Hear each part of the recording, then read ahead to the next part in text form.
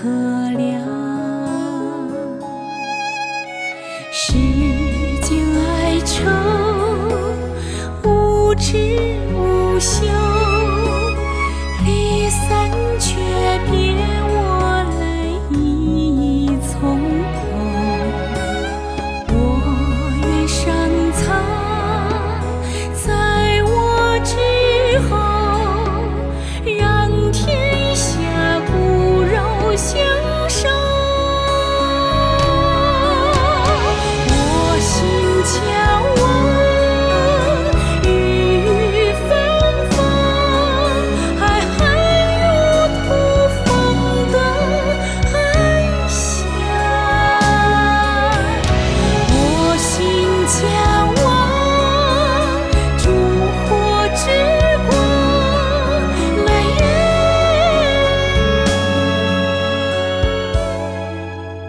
格外荒凉。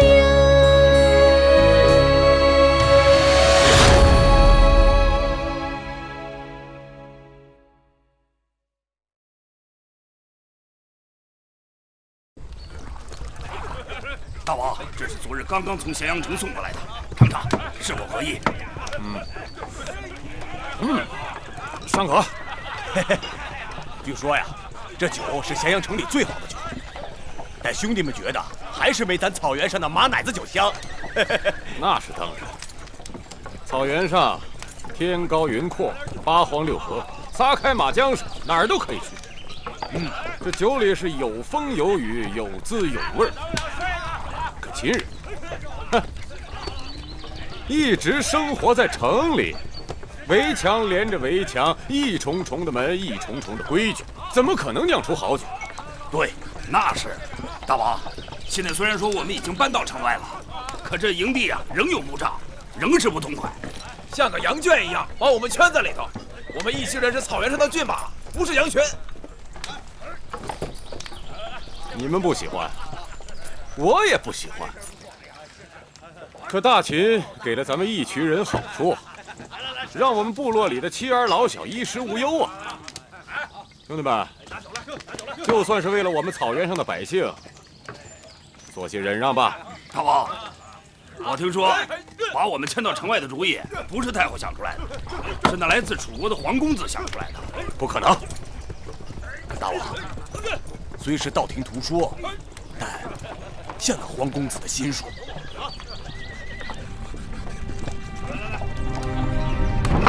人呐，过来人！不知义旗军大驾光临，小的有失远迎。楚国的黄公子，黄歇在哪儿？黄公子可是我们这里的贵人呐，宫里常常都有车马迎送。不是太后要向他咨询国政，就是大王要向他请教学问，让我们这些小小医馆蓬荜生辉呀。我问你，人去哪儿了？今日黄公子是被雍大人接走的，什么时候回来？不知何时回来。好，你去备些酒菜，我就在此处等着他回来。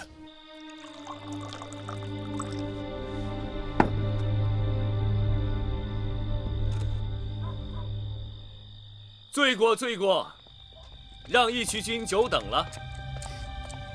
黄公子是贵人呐，见你一面，自然不易。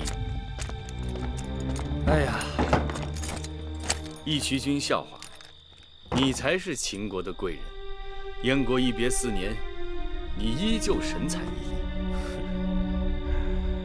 既然公子回来了，你我先喝一杯。好，正好我也渴了。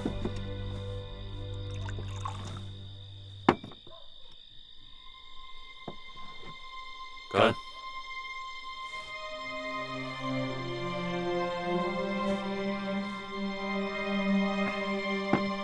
黄公子，草原上的人喝了酒，有话就不藏着掖着。我有一事不明，义渠君请讲。男子汉大丈夫，当断则断。当日在燕国，我走得义无反顾，那是因为月公主决意要跟你走。可如今，她已成为我的女人，你为何又追到秦国？义渠君此话有误，我是楚国臣子，质子陪同。此次是奉楚王之命来秦国陪太子恒的。你我心知肚明，既然是楚王让你来的，那就告诉他，让他换个人。你可以回楚国了。为什么？为什么？因为我不喜欢你。啊，你不喜欢我？莫非你是疑心我与太后有私情？难道不是吗？月儿做事一向光明磊落，你若真的是倾心于月儿，就不该如此心胸狭窄。月儿，月儿也是你叫的。抱歉，自小我就这么叫的。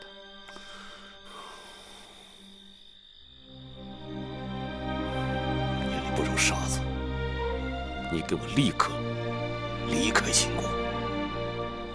这里是咸阳，谁去谁留，不是你说了算。不是我说了算，那谁说了算？自然是我。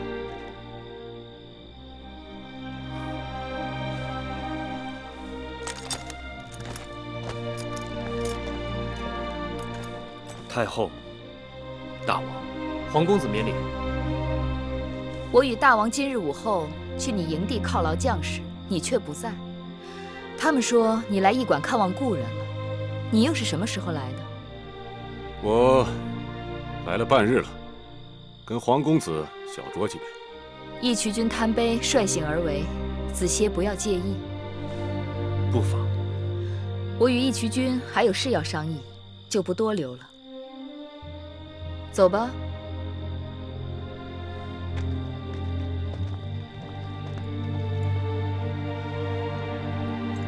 还愣着干什么？还不走！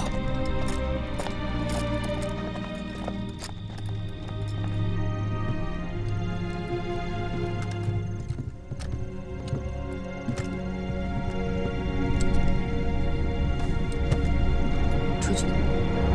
是。你想说什么就说吧。你为何不让那黄歇走？子歇是楚国使臣，该走的时候他自然会走。你若让他走，他会立刻就走。是，可我不想让他走。说真话了吧？你当然不想让他走。你跟黄歇之间有情有义，你哪里割舍得下他呀？你与他之间有说不尽的情话，才会日日召他进宫。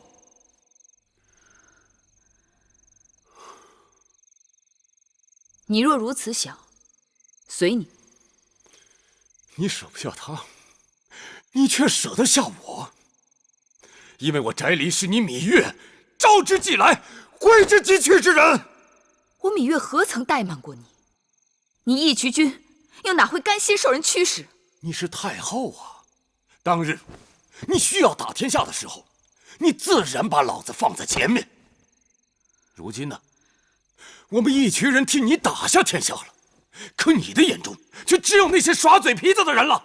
你说我翻脸无情，过河拆桥，在我们草原，这叫卸磨杀驴。你无理取闹。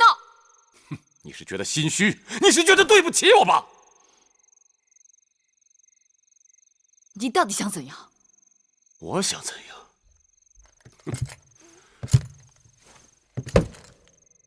自打我出了娘胎，我想怎样就怎样。大秦天下，哪怕是大王，也不能想怎样就怎样。你管得了大秦，管不了我翟离。如今你是大秦臣子，万事要有规矩。臣子？我不是你男人吗？好，我不做了。不做什么？臣子还是男人？老子什么都不做了。义渠君，翟离，回来！你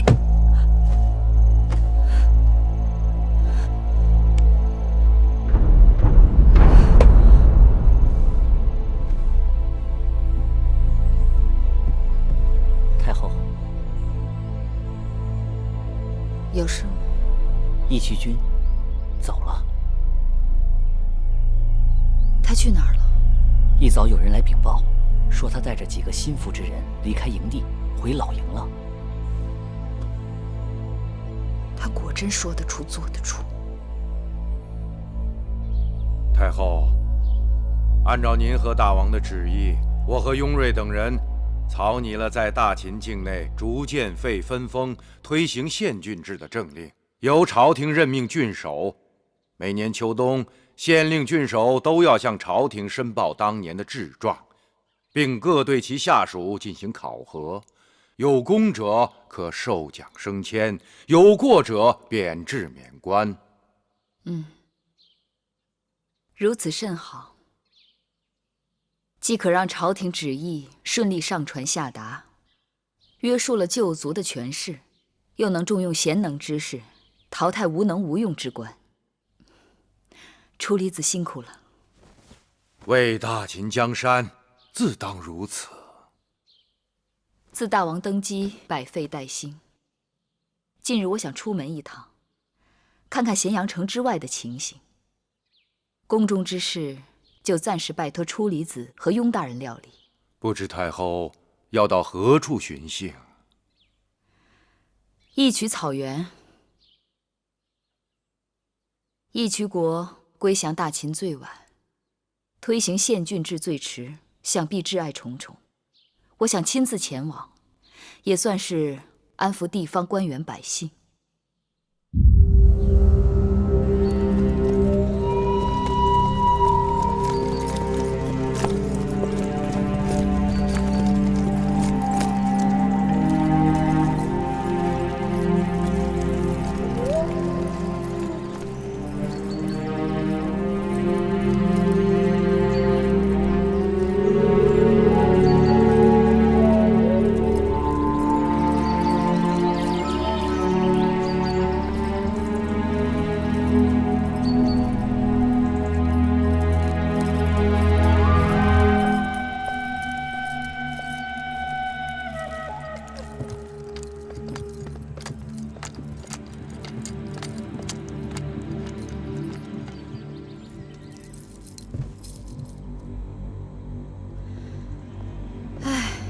一路上鞍马劳顿，还真有些渴了。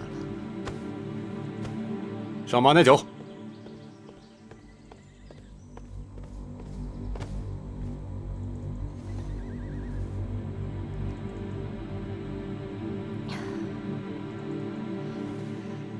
义渠君过去总念叨，说草原上的马奶子酒好。朕过去尝过，觉得不过如此。今日尝了，才发现，果然别有一番滋味。能得太后的夸奖，真不容易啊！哼，这太后口味这么挑剔，而且时时都能变。义渠君的话有趣。你们都下去吧，我有话与义渠君说。是。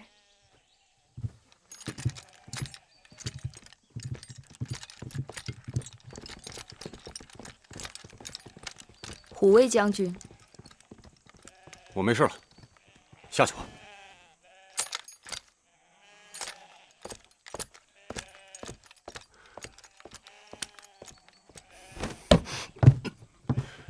你来我草原干什么？这是我大秦的草原，为何我来不得？你在咸阳做你的太后啊，我在我草原做我的义渠君，咱们江水不犯河水。那不行。为什么不行？你是我大秦受封的臣子，受我大秦管辖，何况你还欠了债。我是来向你讨债的。胡说！我欠债？我自归降于秦国，我从来就没欠过债。我义渠次次那都是按时足量上交朝贡的。你想赖？你欠我的情债呢？明明是你心里装着别人。哎，你说我欠你，你欠我还差不多。哎，真是个不明事理的野马驹。我这里已经装得满满的，哪还装得下别人？装得满满的？哼，你装的什么满满的？一个小小的孩儿。小孩儿，哪来的小孩儿？自然是你给我的。啊？我有身孕了，千里迢迢来寻孩儿的父亲。哎，这孩儿真是可怜。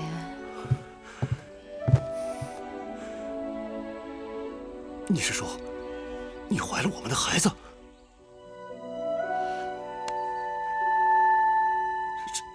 是我的？除了你，还能是谁的？太好了，我有孩儿了！我有孩儿了！我一群有继承人了！一个要做父亲的人，动不动就野马无缰，疯疯癫癫，说走就走，将妻儿弃之不顾。都是翟离的错，都是翟离的错。按大秦律法，该如何罚你？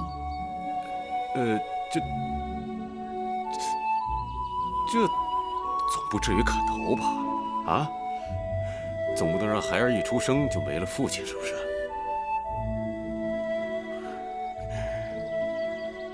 哎，不对啊。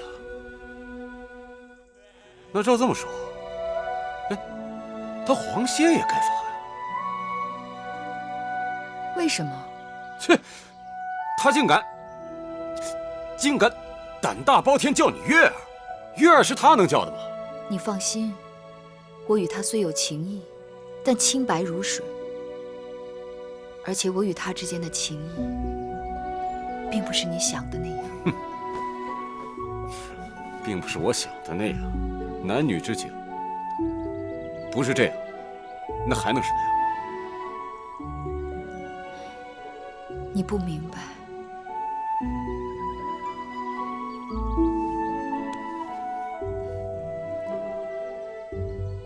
如何才能叫你放心？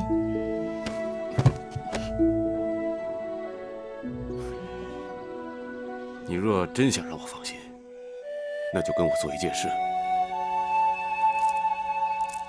你说。让长生天见证你我结为夫妻。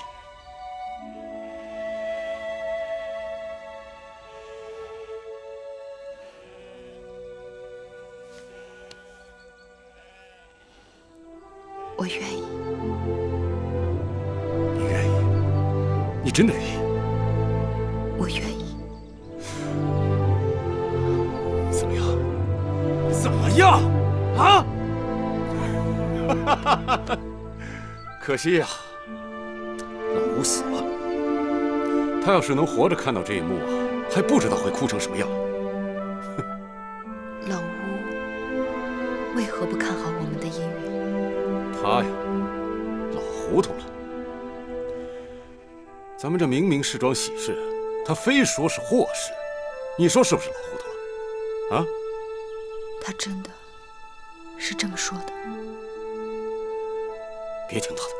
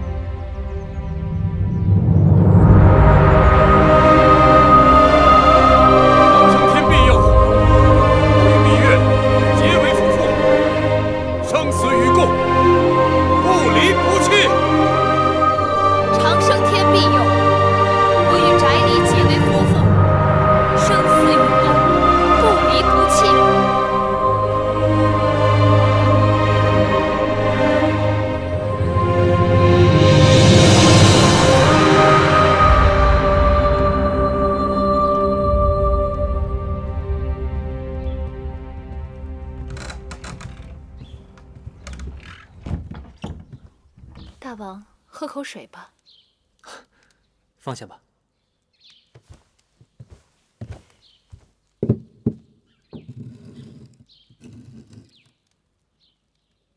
母后从义渠草原回来了。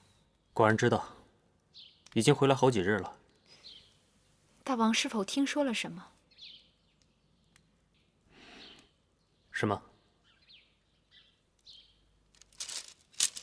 你说话呀！母后。母后怎么了？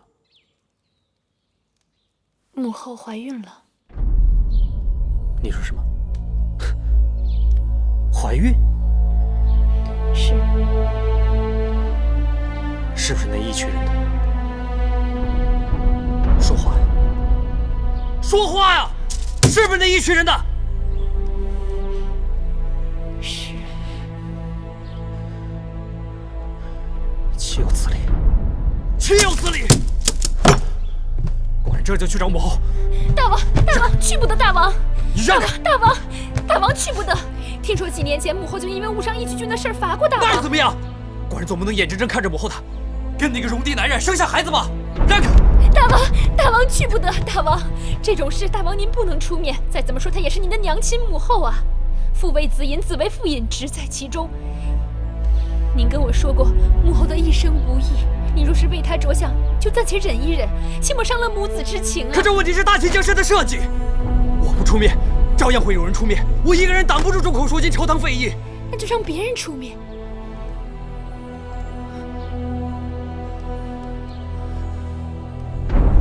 如何让别人出面？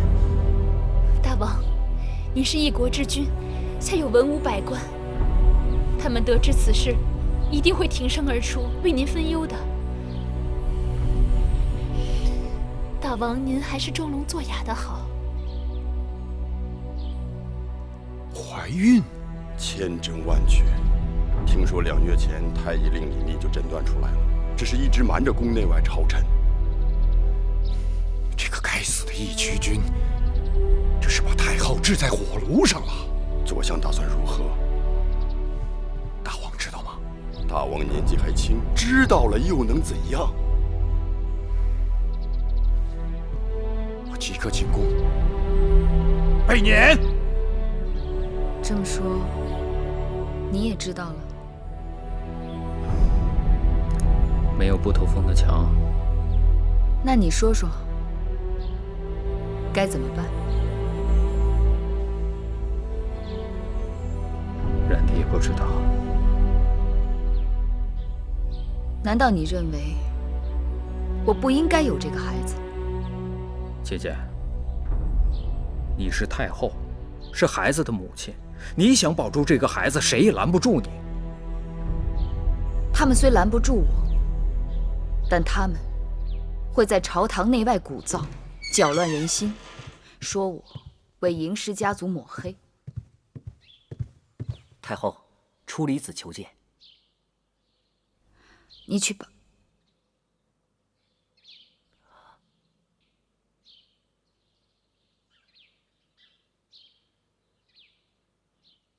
你去告诉出离子，说我身体有恙，3日后朝堂上见。是。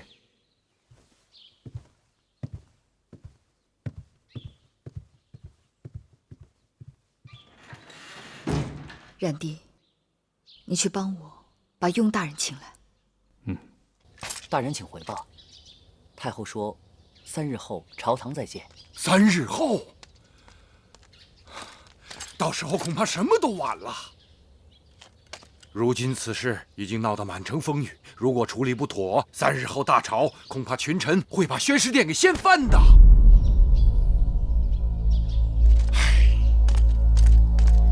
太后有所不知，此事如今已经是街头巷尾，人尽皆知，想瞒都瞒不住了。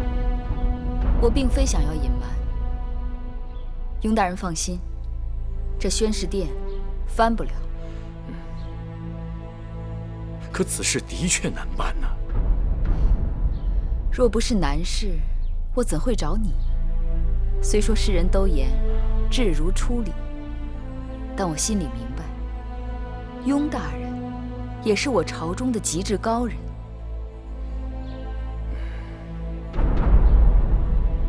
可惜张子不在，处理这等事宜，需张子那样的极致辩才才行。张子虽不在了，但还有你雍大人呢。放眼看去，满朝文武唯一可以放心托付的人，那就是你了。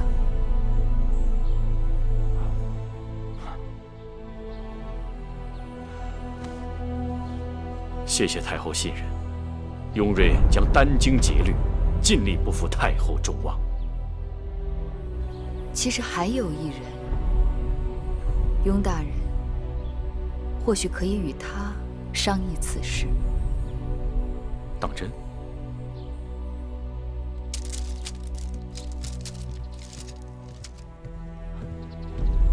大人，黄公子到了。哦，快请。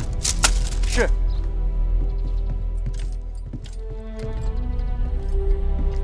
哈哈，子歇，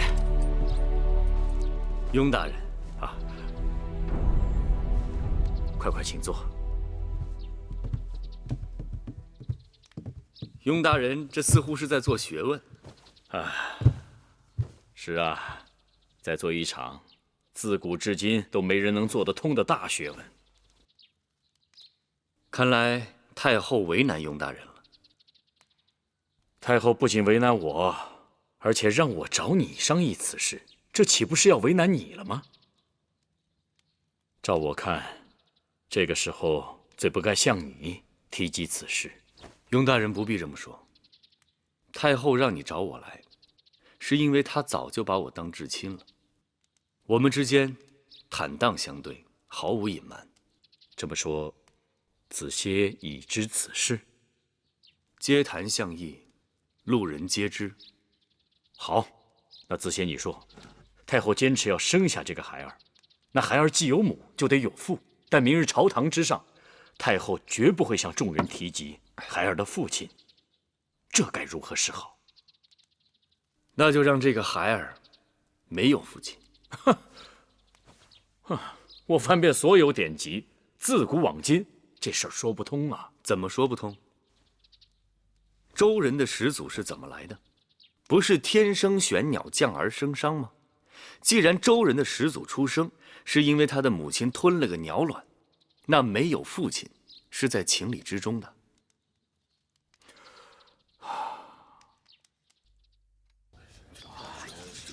赵大夫，那事儿听说了？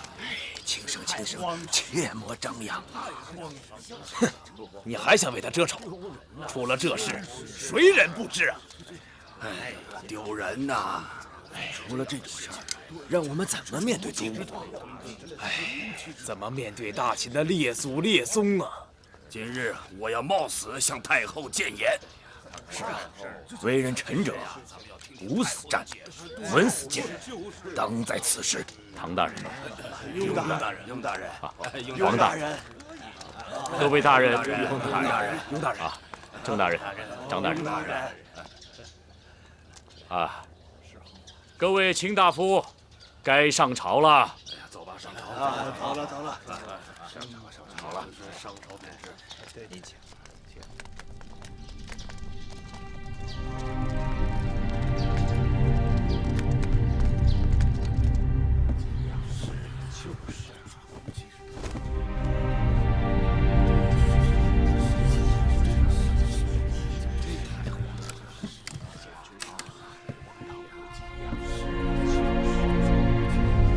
太后大王到！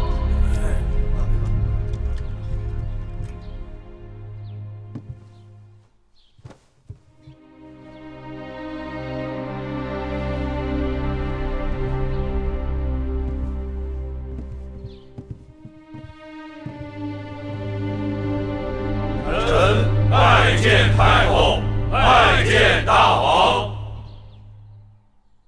诸卿免礼。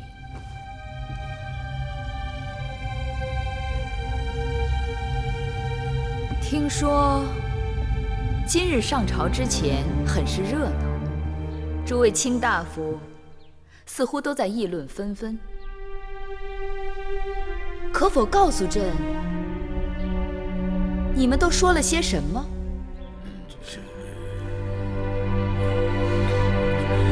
司马将军，坐下。哦，你们对朕无可奉告？那朕倒是有件重要的事要告诉诸位卿大夫。不知太后有何事相告？朕有一件大事要告诉诸位卿大夫。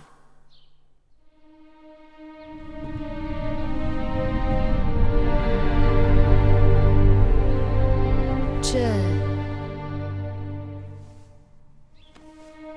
有喜了！哎呦，这种事情简直太荒唐了！这怎么可能啊？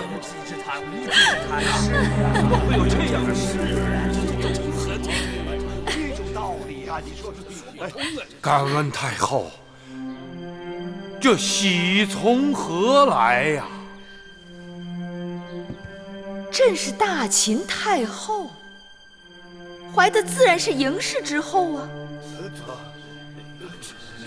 太后此言实在是荒唐啊！难道先王去世数年还能够？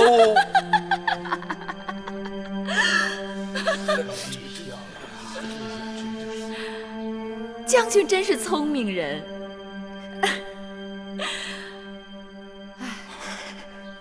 朕数月前曾梦见先王，先王伤感，嬴氏子孙人丁单薄，大王孤单，缺少臂膀，故与朕入梦，孕育子嗣。这说不通啊！这怎么可能呢？简直是不知谈呐！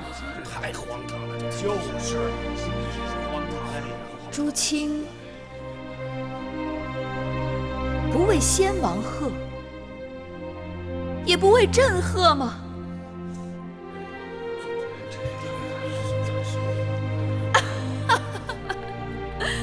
看来你们竟是大喜过望，喜不自胜了。但朕这会儿身子有些不适，甚感倦怠。那我就先回了。太后，太后，此事太过急患，难以取水卿大夫。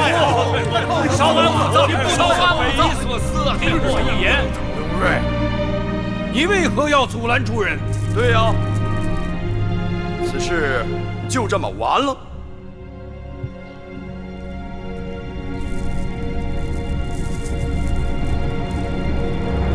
诸位追上去，又能做什么？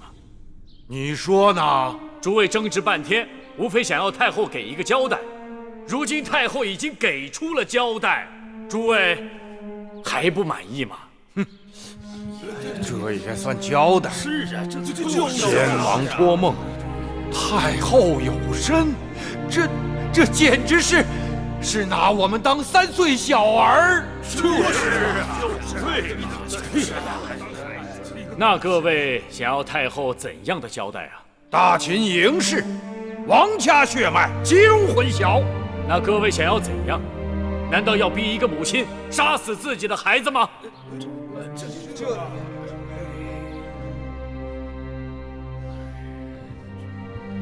你等谁敢？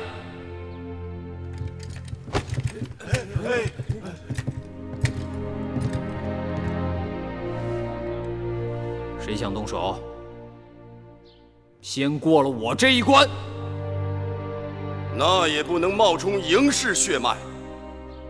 嬴氏毕竟是王家血脉。是啊，诸位，就是啊，既然谁也没有能力阻止太后生下这个孩子，那倒不如想想，这个孩子生下来以后该姓什么？难道姓义渠君的姓吗？那他成年以后要不要分封？分封完了，封地归谁？归义渠？不行，大秦将士辛苦得来的疆土，岂能属于外姓？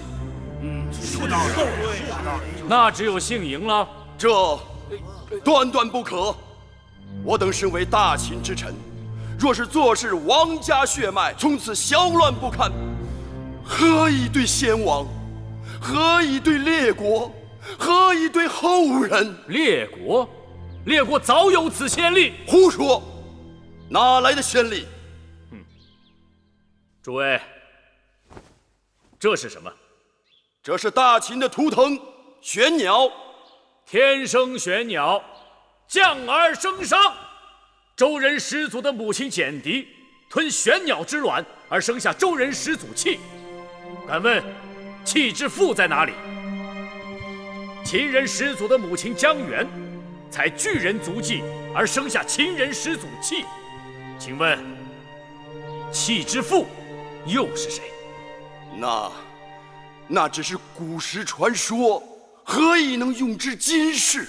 就是啊，是。好，始祖门太远，那就说说今人。当今列国最强者七国，七国当中，国力与疆土能与我大秦相匹配的，除了楚国，还有齐国，对否？雍大人，我知道了，你别说了。楚离子，今日必须把话说开了。你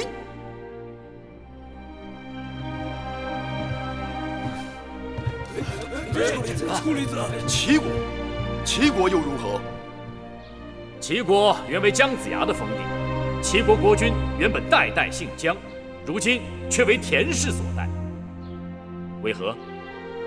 田氏原为齐国之臣，一心渴望获得王权，无奈族中人丁单薄，无人帮衬，徒呼奈何。于是田成子想了一个办法，他广纳美姬，大招宾客，令宾客舍人出入后宫而不进，几年之间就多了70几个儿子。田氏因此而得以人丁兴旺，实力大增。至田襄子时，一举取代姜氏，而成为齐国之王。此为容焉，耻焉。诸位，太后生子，当为嬴姓妇。自然是要姓嬴。看来也只能如此了。